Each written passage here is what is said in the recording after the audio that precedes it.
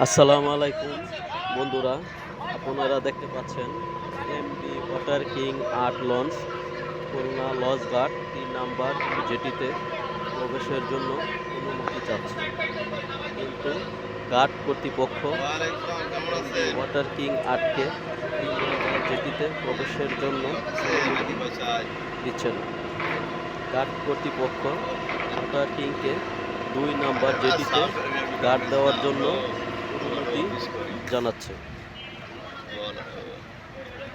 সুন্দরবন থেকে ছেড়ে আসা টুরিস্ট জাহাজ 5 স্টার লাক্সারিয়াল শিপ এমবি আলাক্সা অল্প কিছুক্ষণের মধ্যে ৩ নাম্বার জেটিতে এসে ঘাট দিবে, তাই ওয়াটার কিংকে ঘাট দেওয়ার জন্য অনুমতি দেওয়া হলো না।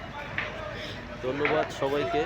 আমার ভিডিওটি ভালো লাগলে আমাকে একটি লাইক ও একটি সাবস্ক্রাইব দিয়ে পাশে থাকবেন। আসসালামু আলাইকুম, সবাই ভালো থাকেন।